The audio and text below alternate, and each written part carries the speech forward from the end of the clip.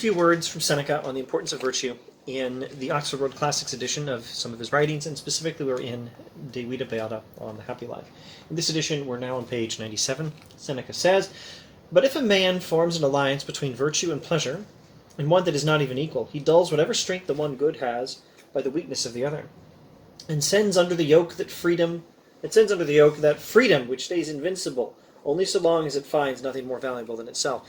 If you try to make an alliance between virtue and pleasure, the more important one, virtue, is going to end up governed by the other. You're going to think that pleasure is more important here than virtue.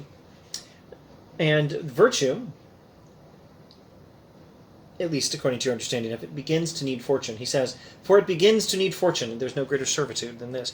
If you are going to try to make an alliance with pleasure, try to pursue virtue for the sake of pleasure, you're going to find that virtue can only work if you have good luck, if you have good fortune. Virtue begins to need fortune. There's no greater servitude than this. Virtue ceases to be the freedom of the human soul to do good. It becomes subservient to external circumstances, to fate, to luck, to chance, to fortune. There follows a life that is anxious, suspicious, and alarmed, that dreads misfortune and frets at the changes life brings.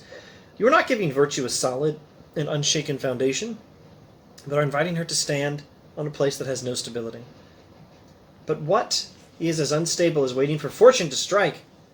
And the shifting condition of the body and the things that affect the body, if you try to make an alliance between virtue and pleasure and pursue virtue for the sake of pleasure, you're going to end up submitting your own virtue to the whims of chance, and you're going to end up, not having a very solid foundation for virtue. You're just going to sacrifice virtue to external circumstances. Or sometimes you won't, but it won't be real virtue. It will be, you'll just be sometimes good as much as it is convenient given your external circumstances. You're not going to be expressing virtue properly. Accordingly,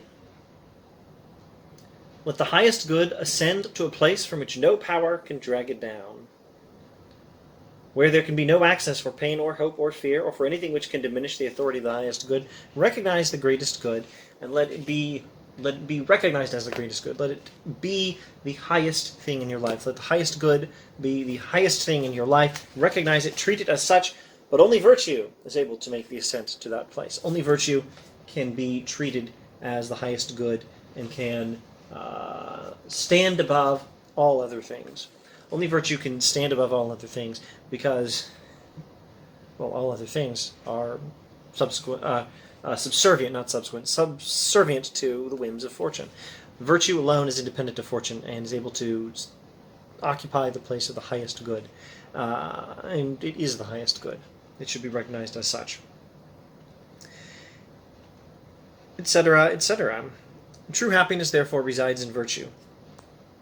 What counsel will you be offered by this virtue? That you should not consider anything, either a good or an evil, that will not proceed from either virtue or vice. Then that you should remain unmoved, whether you face evil or enjoy good, so that, as far as it is permitted, you may represent God in your own person. What does she promise you in return for this enterprise? Great blessings equal to those the gods enjoy. Okay, so what advice does virtue, the highest good, give us? It gives us the advice to not consider anything truly good or truly evil, except virtue and what comes from it as good, and vice and what comes from it as evil. Virtue counsels that you should remain unmoved no matter what happens, and that means remain virtuous no matter what happens, and by doing this, you will represent God in your own person. And what does virtue promise you in return for this? Blessings equal to those the gods themselves enjoy. Etc., etc. Well then, am I to take it that virtue is all one needs to live happily? Seneca has this question to represent the perspective of people who have yet to be persuaded of the importance of virtue. Am I to suppose that virtue is all one needs to live happily? Seneca answers, as it is perfect and divine, why should it not be sufficient? Indeed, abundantly so. Virtue is perfect, virtue is divine, and yes, it is all you need to live happily. For if a man has put himself beyond the reach of all desires, what can he lack? What need does he have of anything external if he has concentrated all that he possesses in himself. But when a man is still journeying towards virtue, even if he has made considerable progress, he requires fortune to show him some kindness as he continues his struggle in the net of human life until he has untied that knot and all his mortal bonds, etc., etc. The only right way to live is to be completely virtuous and not to condition your own virtue on external circumstances. Anyone who does that is still subservient to circumstance. You're not living a free life, and you're not recognizing as the greatest good that which really is the greatest good, virtue, that which is the only thing that, being independent of circumstance, is able to take the place of the greatest good. And virtue is all we need for happiness, and don't stake anything on fortune.